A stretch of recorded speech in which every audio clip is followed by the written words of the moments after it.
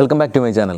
അപ്പോൾ എല്ലാവർക്കും food and safari ചാനലിൻ്റെ ക്രിസ്മസ് ആശംസകൾ. അപ്പോൾ നമ്മൾ ഇന്ന് ചെയ്യാൻ പോകുന്ന, അതായത് ഇന്നിപ്പോൾ ക്രിസ്മസ് ആണ് പറഞ്ഞിരുന്നത്. അപ്പോൾ നമ്മൾ ഇന്ന് ചെയ്യുന്ന വീഡിയോ എന്ന് പറയുമ്പോഴത്തേക്കും താറാവ് മപ്പാസാണ്. അപ്പോൾ നമുക്ക് ആ വീഡിയോ എങ്ങനെയാണ് ചെയ്യണമെന്നുള്ളത് നമുക്കൊന്ന് കാണാം.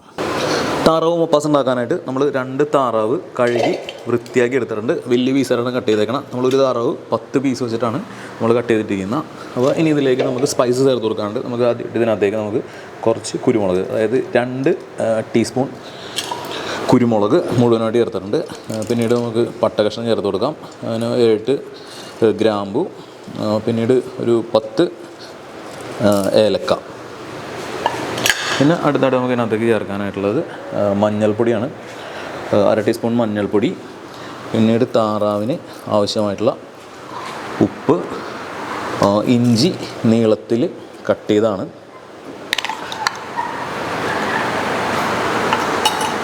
ഇനി അടുത്തായിട്ട് നമുക്കിതിലേക്ക് പച്ചമുളക് ചേർത്ത് കൊടുക്കാനുണ്ട്. അപ്പോൾ നമ്മൾ ചേർത്തേക്കുന്നത് 40 ഗ്രാം ഇഞ്ചിയും അതുപോലെ ഒരു 15 പച്ചമുളകാണ് നമ്മൾ ചേർത്തേക്കണം.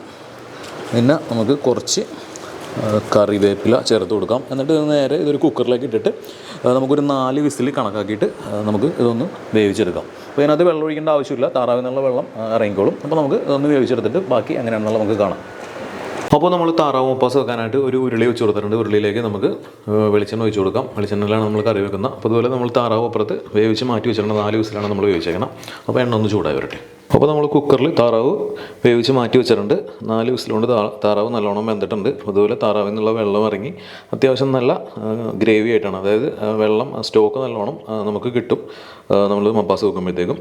എണ്ണ ചൂടായി വരുന്നുണ്ട്. എണ്ണയിലേക്ക് നമുക്ക് കാഷ്യൂ നട്ട് ചേർത്ത് കൊടുക്കാം. ഇനി അടുത്തായിട്ട് നമുക്കിതിലേക്ക് കറിവേപ്പില ചേർത്ത് കൊടുക്കാം.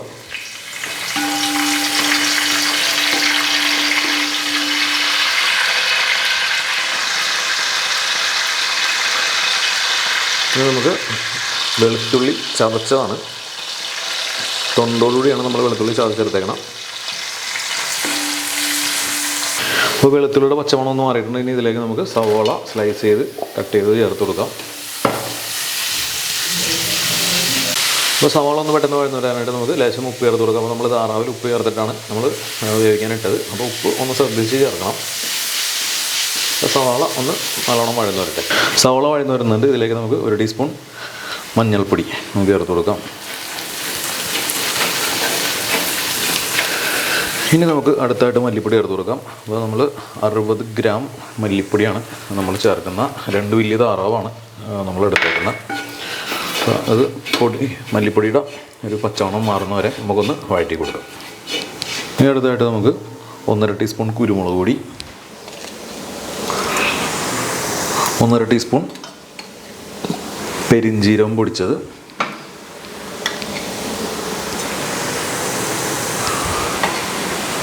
1.5 ടീസ്പൂൺ ഗരം മസാല പൗഡർ. ഇത്രയും ചേർത്തിട്ട് നമുക്ക് നല്ലോണം ഒന്ന് മിക്സ് ചെയ്ത് കൊടുക്കാം.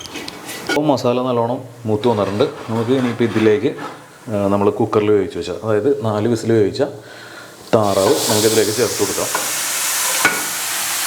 അപ്പം നമ്മളിത് വെള്ളം ഒഴിച്ചതല്ല, താറാവിൽ നിന്ന് ഇറങ്ങി വന്ന വെള്ളമാണിത്, താറാവിൻ്റെ സ്റ്റോക്കാണത്. ഇനി നമുക്കിത് നല്ലോണം ഒന്ന് മിക്സ് ചെയ്ത് യോജിപ്പിക്കാം.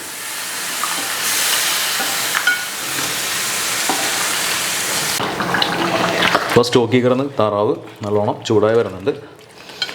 അപ്പോൾ അതൊന്നും കൂടി ഒന്ന് ചൂടാവട്ടെ.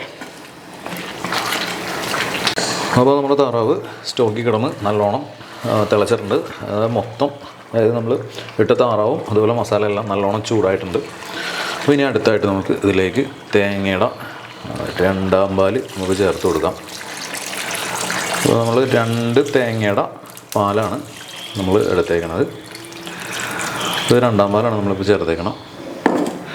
എന്നിട്ട് നമുക്ക് നല്ലോണം ഒന്ന് മിക്സ് ചെയ്തിട്ട് ഈ തേങ്ങാപ്പാലിൽ കിടന്നിട്ട് താറാവ് നല്ലോണം ഒന്ന് കുറുകി വരണം. അപ്പോൾ ഇടയ്ക്കിടയ്ക്ക് ഇളക്കി കൊടുക്കണം. താറാവ് ഓൾറെഡി കുക്കായ താറാവാണ്. അപ്പോൾ എന്നാലും ഈ ഒരു മസാല കിടന്നിട്ട് ഒന്നും കൂടി താറാവും തേങ്ങാപ്പാലും മസാലയും എല്ലാം നല്ലോണം ഒന്ന് യോജിച്ച് വരണം. അപ്പോൾ ഇടയ്ക്കിടയ്ക്ക് ഇളക്കി കൊടുക്കണം, അല്ലെന്നുണ്ടെങ്കിൽ പാല് പിരിയും. അപ്പോൾ ഒന്ന് നമുക്ക് ചൂടാക്കിയെടുക്കാം. അപ്പോൾ നമ്മുടെ താറാവ് രണ്ടാം പാലിൽ കിടന്ന് നല്ലോണം കുറുകിയിട്ടുണ്ട്. അപ്പോൾ നമുക്ക് ഇപ്പം അങ്ങോട്ട് വറ്റിച്ചെടുക്കേണ്ട കാര്യമില്ല. എന്താണെന്ന് വെച്ച് കഴിഞ്ഞാൽ നമ്മൾ പിറ്റേ ദിവസം ഈ കറി എടുക്കുമ്പോഴത്തേക്കും, അതായത് ഞാനിപ്പോൾ കറി വെക്കുന്നത് രാത്രിയാണ്, ഏകദേശം 12 മണിക്ക്, അതായത് 24-ാം തീയതി രാത്രി 11:30 മണിയായി ടൈം. അപ്പോൾ ഇനിയിപ്പോൾ ഇത് നാളത്തേക്കാണ് ഈ കറി നമ്മൾ എടുക്കാൻ പോകുന്നത്. അപ്പോൾ നാളെ ആ ഒരു ടൈം ആകുമ്പോഴത്തേക്കും കറി നല്ലോണം കുറുകി പോകും. അപ്പോൾ അതുകൊണ്ട് ഒരുപാട് അങ്ങോട്ട് നമ്മൾ വറ്റിച്ച് എടുക്കരുത്. അപ്പോൾ ഇനി നമുക്കിതിലേക്ക് തേങ്ങയുടെ തലപ്പാൽ നമുക്കിതിലേക്ക് നമുക്ക് ചേർത്ത് കൊടുക്കാം. അപ്പോൾ നമ്മളെടുത്തിരിക്കുന്ന 2 തേങ്ങയാണ്, 2 തേങ്ങയുടെ പാലാണ്. ഇപ്പോൾ തലപ്പാൽ ചേർത്തിട്ടുണ്ട്. നമുക്ക് നല്ലോണം അതൊന്ന് മിക്സ് ചെയ്ത് കൊടുക്കാം. അപ്പോൾ നമുക്ക് എരിവ് വേണമെന്നുണ്ടെങ്കിൽ നമുക്ക് കുരുമുളക് പൊടി വേണമെങ്കിൽ നമുക്ക് ചേർക്കാം. ഞാൻ പച്ചമുളക് കൂട്ടിയാണ് ചേർത്തേക്കണത് ഇതിലേക്ക്. ഏകദേശം 10-15 പച്ചമുളക് ഞാൻ ചേർത്തിട്ടുണ്ടായിരുന്നു. അപ്പോൾ അതുകൊണ്ട് തന്നെ എരിവുണ്ട്. അപ്പോൾ അഥവാ ചേർത്തുള്ളൂ. പിന്നെ അതുപോലെ കുരുമുളക് നമ്മൾ ചേർത്തിട്ടുണ്ടായിരുന്നു. അപ്പോൾ അതുകൊണ്ട് തന്നെ ഞാൻ 1.5 ടീസ്പൂൺ ചേർത്തേക്കണം. അപ്പോൾ എരിവ് കൂടുതൽ വേണമെന്നുണ്ടെങ്കിൽ നോക്കിയിട്ട് നമുക്ക് ലാസ്റ്റ് ഇതിൻ്റെ മുകളിലേക്കൊന്ന് കുരുമുളക് പൊടി ഒന്ന് തൂവി കൊടുത്താൽ മതി. അപ്പോൾ രണ്ടാം പാലിൽ കിടന്ന് തിളച്ചുകൊണ്ടിരിക്കുന്ന സമയത്ത് തന്നെ നല്ല ടേസ്റ്റാണ്. അപ്പോൾ ഞാൻ 1-2 ഐറ്റംസും കൂടി ഇതിനകത്ത് ചേർക്കണമെന്ന് വിചാരിച്ചാണ്. ഇപ്പോൾ അതിൻ്റെ ആവശ്യമില്ല. എന്താണെന്ന് വെച്ച് കഴിഞ്ഞാൽ ഈ ഒരു കണ്ടീഷനിൽ തന്നെ ഇപ്പോൾ തലപ്പാലും കൂടി ചേർത്ത് കഴിയുമ്പോഴത്തേക്കും താറാവ് കറി നല്ല ടേസ്റ്റ് ആയിരിക്കും. അതായത് താറാവ് മപ്പാസ് ടേസ്റ്റ് ആയിരിക്കും. അപ്പോൾ ഇതൊന്ന് ജസ്റ്റ് ഒന്ന് ചൂടാവട്ടെ. ചൂടായി കഴിഞ്ഞിട്ട് നമുക്ക് സ്റ്റവ് ഓഫ് ചെയ്ത് കൊടുക്കാം. അപ്പോൾ നമ്മുടെ താറാവ് മപ്പാസ് റെഡി ആയിട്ടുണ്ട്. അത്യാവശ്യം നല്ല ഗ്രേവി ആയിട്ടാണ് മപ്പാസ് ഇരിക്കുന്നത്. അപ്പോൾ നമുക്ക് അപ്പത്തിൻ്റെ കൂടെയും അതുപോലെ ബ്രെഡിൻ്റെ കൂടെയൊക്കെ ഫസ്റ്റ് കോഴ്സായിട്ട് കഴിക്കുമ്പോഴത്തേക്കും എന്തായാലും ഗ്രേവി വേണ്ടി വരും. പിന്നീട് ഇപ്പോൾ ഈ ചൂടാറി കഴിയുമ്പോഴത്തേക്കും എന്തായാലും ഈ കറി ഒന്ന് കുറുകും. അപ്പോൾ ഇനി നമുക്ക് അധികം നേരം ഇട്ട് തിളപ്പിക്കേണ്ട കാര്യമൊന്നുമില്ല. തലപ്പാൽ ഒഴിച്ചതാണ്. അപ്പോൾ ജസ്റ്റ് ചൂടായി കഴിഞ്ഞപ്പോഴത്തേക്കും ചൂടായാൽ മതി. അപ്പോൾ ഇനി നമുക്ക് സ്റ്റൗ ഒന്ന് ഓഫ് ചെയ്ത് കൊടുക്കാം.